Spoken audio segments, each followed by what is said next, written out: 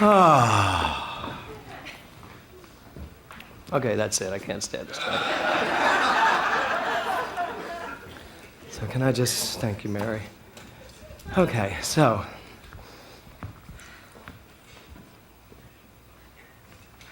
So, 4 years ago, I came in here on Easter Sunday with a very tough message to give, and that was the song that was sung. And as they were singing You Raise Me Up, it was very emotional for me to contain what I had to share and also know that I was listening to the very truth that I believed. When I am still and wait here in the silence, you come and sit a while with me. And last week we talked about who is you? Who's the you in all these songs that we sing? You know, you raise me up, you take care of me, you hold me high. So, and what we realized was you is you. It's you. And whenever I look at you, you raise me up. When you look at me, I'd like to believe and know that I raise you up. And that's what you is. It's that simple. That's what God is. Jesus said, the Father and I are one. And he meant it. It wasn't just a sweet little saying that they put on some fortune cookie back in biblical days.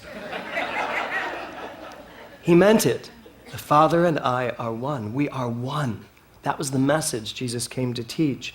So, you raise me up. For 10 years, we have been in this building. The first raising up was on Easter Sunday, that we had the first Easter Sunday, which was in 1994.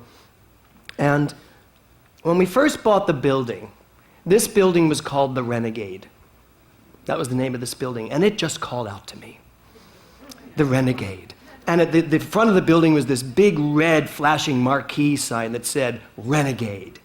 And it was just, so I remember Kevin and I, after we bought the building, driving down the street when Kevin announced, we got to get rid of that marquee, and I was like, I love that marquee. And he went, it looks like a bordello.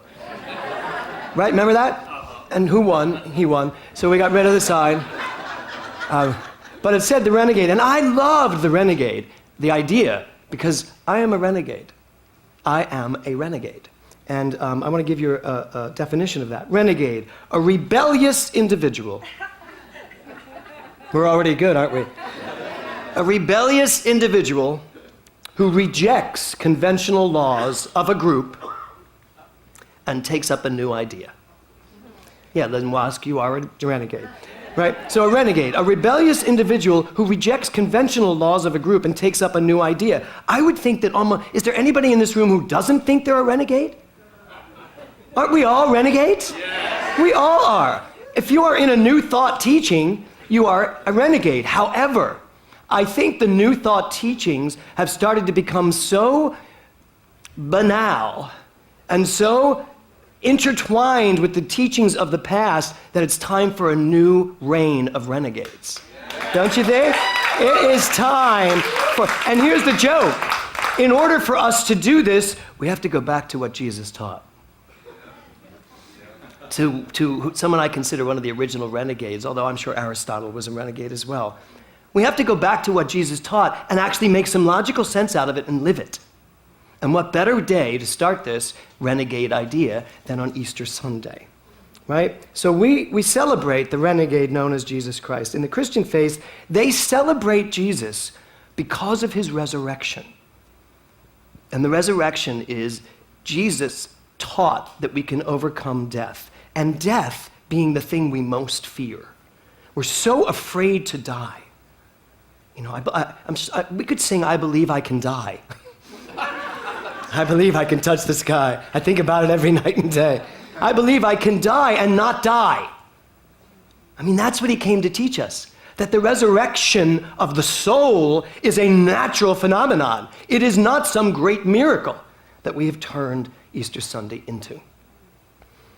So, when we think about what the apostles experienced, could it be that the apostles so could not accept the death of Jesus that the resurrection was the only way to handle it?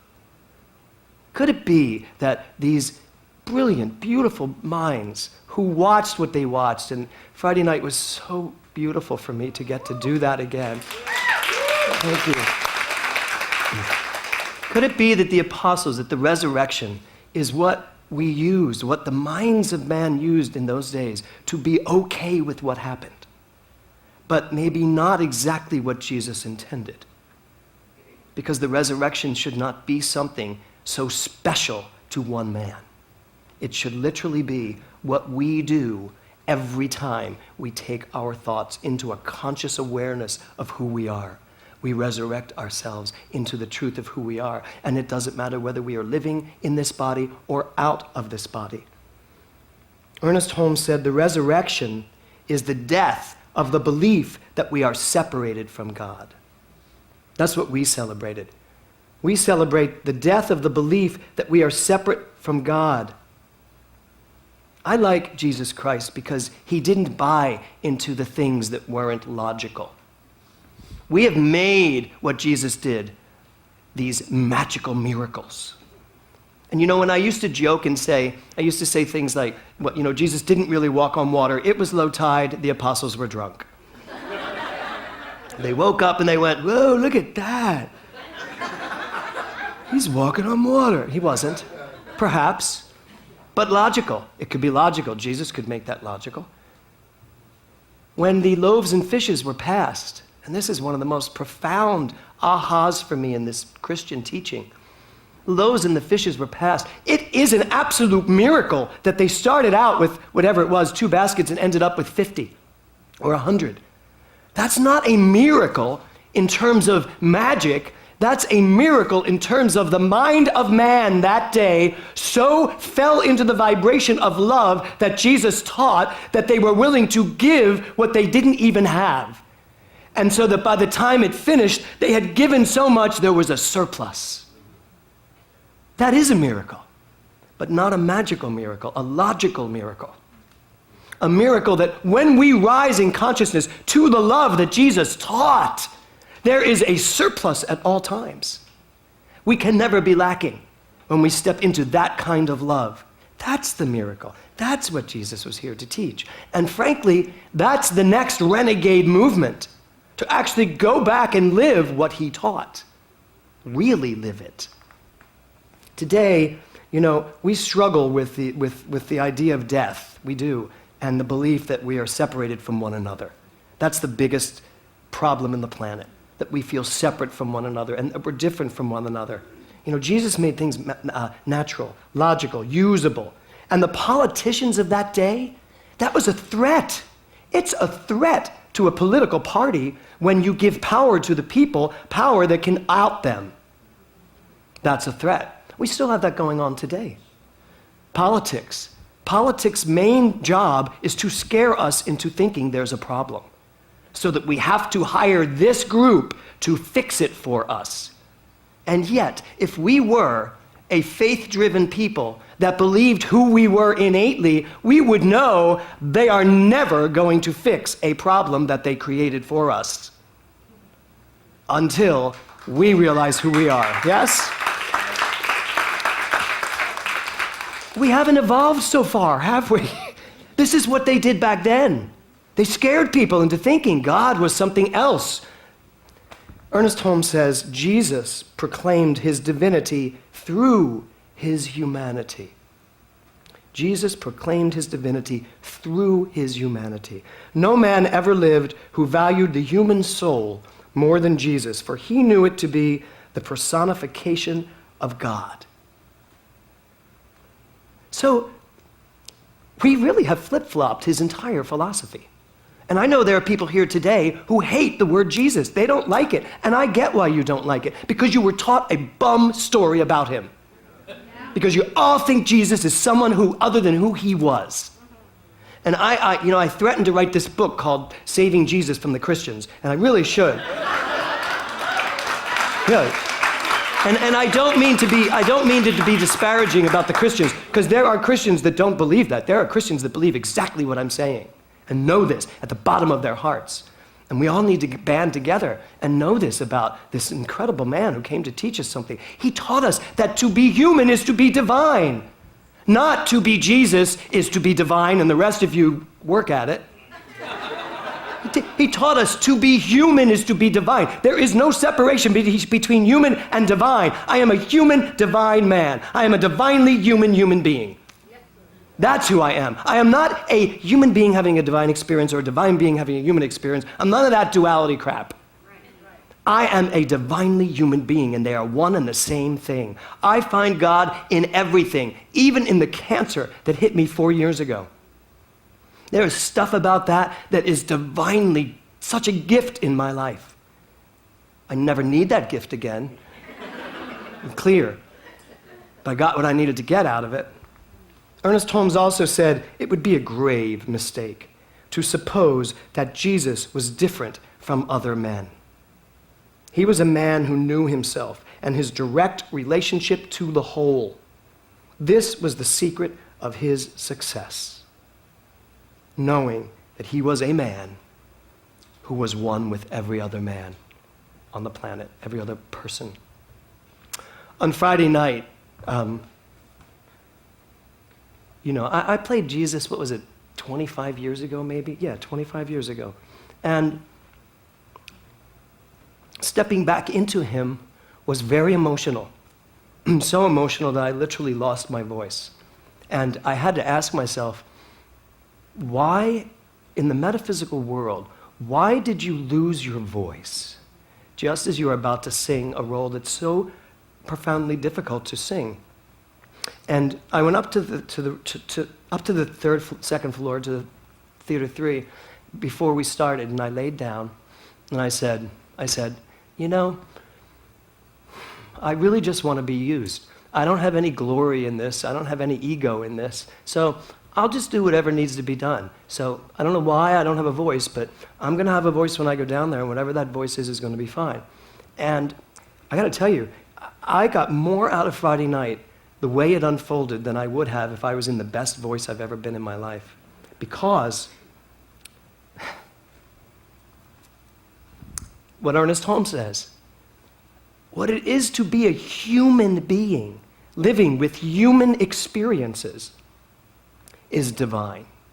And I had the most wonderful time on Friday night singing Jesus. I did. And I felt that energy just soar through me.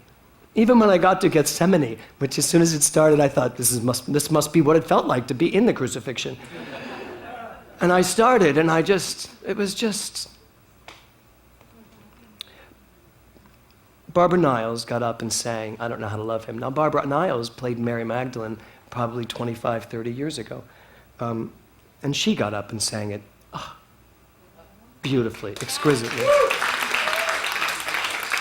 And, she maybe doesn't have, she maybe is not going to sing it in the same key or belt those screaming notes that she would have done one time, but I can tell you this, what she brought to that song was so full that even behind her, not even seeing her face, when she sang, "He's just a man, he's just a man," I lost it.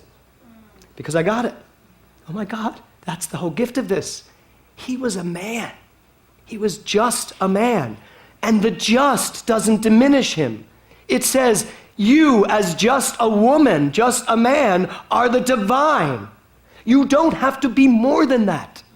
You don't have to go out and climb the highest mountain to proclaim that you are the top of the peak. It's who you are in your humanness. That's the gift. So if he was just a man, what made him so different? Well, the answer to that question is one word, Lynn Wask. Consciousness. Right. What made Jesus different? Consciousness. What makes Suzanne Benoit so different? Because she's really different. Consciousness. What makes any of you, what makes Bonnie Cahoon so different? We all saw Cybert, she's different. Right? What makes any of you so different? Consciousness, nothing else. How you use this gift called life.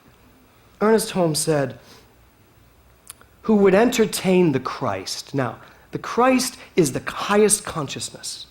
That place that when we rise, when you raise me up to the highest consciousness possible, when you raise me up to that consciousness, that's when I reached that Christhood. I mean, Jesus' last name was not Christ. It was of Nazareth. Jesus of Nazareth. Christ is who he became and who each one of us is. I should be James Christ. You should be Merrily Christ. That's a nice name. Merrily Christ, right? Yes, there you go. Every single person here. So, Ernest Holmes said, who would entertain the Christ must invite it in. Must invite it in. And why do you think? Why do you think you have to invite it in at this point in time? Why do you think we come together to celebrate this? Why do you think we have to invite it in when it's already here? It's what I am. It's because we've invited so much else in. We have a history, thousands of years, of inviting a lot of stuff in. We need to start updating that guest list and checking off the ones we do not want to be here anymore. And you don't even have to do that, really. You just have to invite in the truth. Because once the truth comes in, everything else leaves. Or becomes the truth in your life. Like something like cancer. It may not be an invited guest, and it certainly wasn't. But once it was there, I turned it into an invited guest by getting everything I needed out of it. And I still, to this day, have moments of dealing with it. You know, I go to the doctors, I get PET scans, I just had one. 4 years, clean, absolutely clean. It's not there. And we know that. But I didn't need a PET scan to tell me that. But there was a part of me that liked the fact that I had it there to assure me of it. That's God. That PET scan was God saying, you're good, you're okay. So, it's time to release the old paradigms of what God was and rise up to the power of the I am. It is time for us to step into the resurrected idea of what this teaching is all about. In the Passover commemorates the Israelites being set free from the Egyptian slavery. And God helped the children of Israel, according to the Bible, by inflicting 10 plagues on the Egyptians. And the final plague was killing the firstborn of every Egyptian household. Israelites were to put the blood of a spring lamb on their door, and they would be protected. Now, I understand that is what Passover is all about.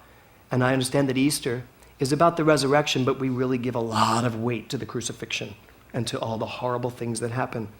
Because we do continue with this idea of God as a vengeful God, and God as something to be feared.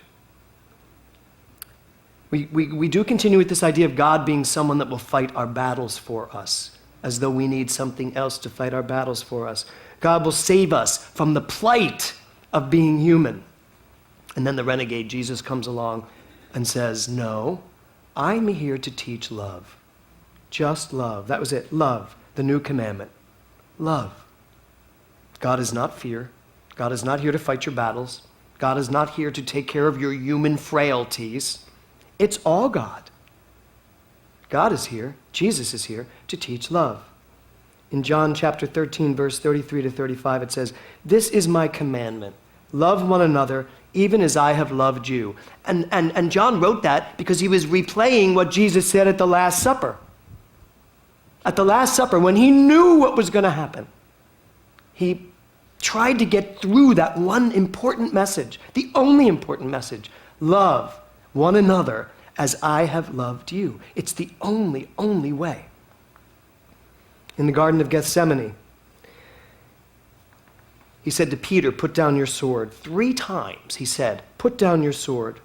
Put down your sword, put down your anger, put down your hatred, put down your judgment of one another, put down your fear, and love. Only love. Love only.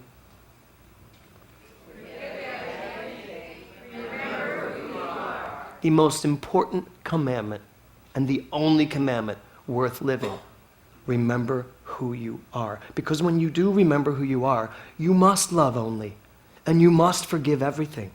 If you know who you are, you must live those things. So, I'm here today to tell you that you are a renegade of love. That's what we're here to do. Renegades are sometimes called rebels, traitors, convicts. That's not my idea of a renegade.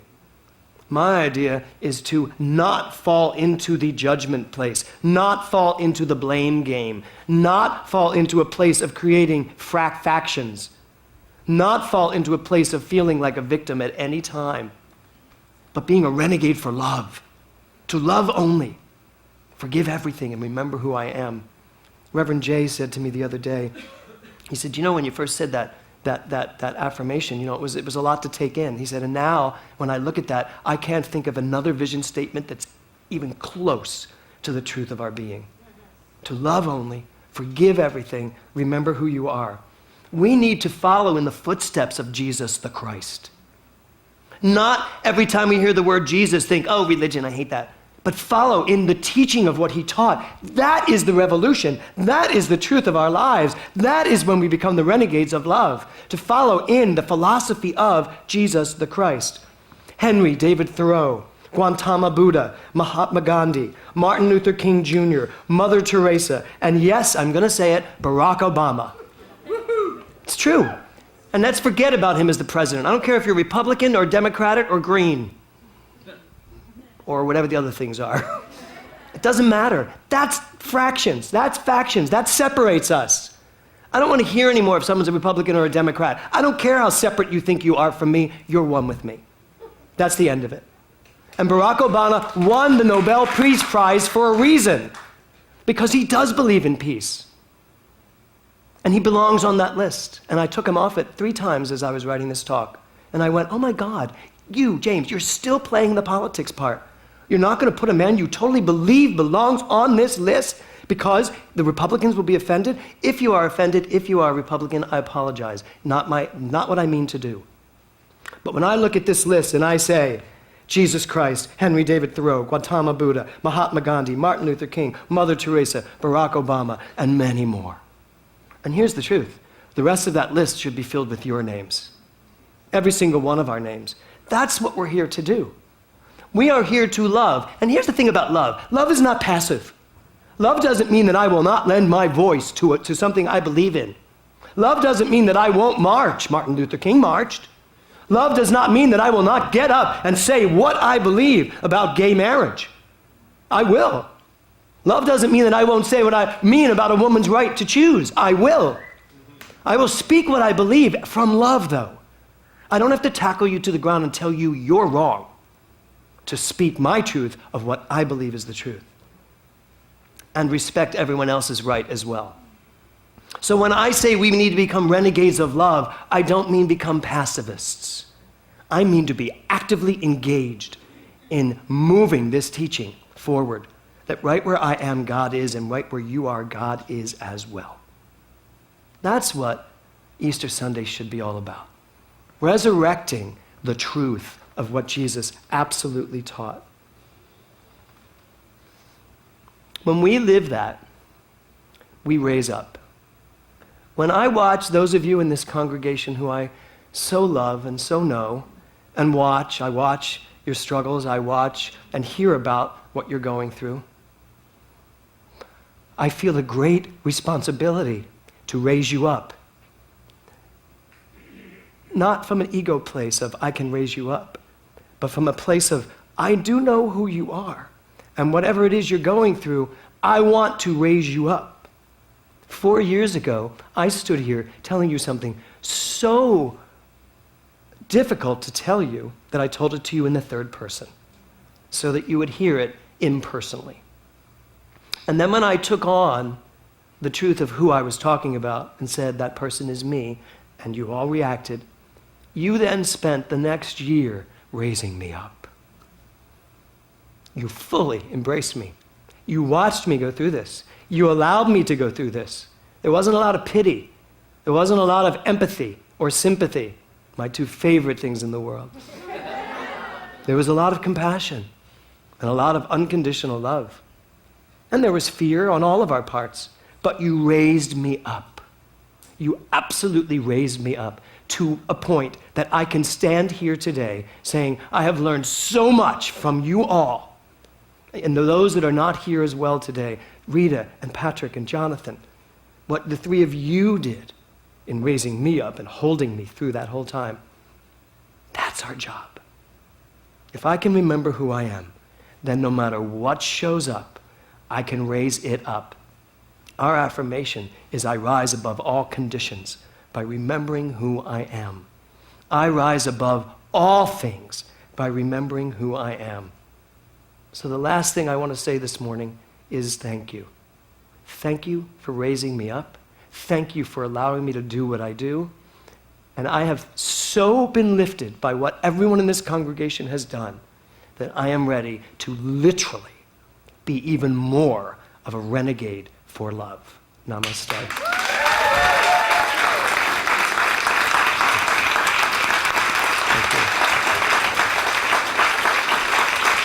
Thank you. Thank you.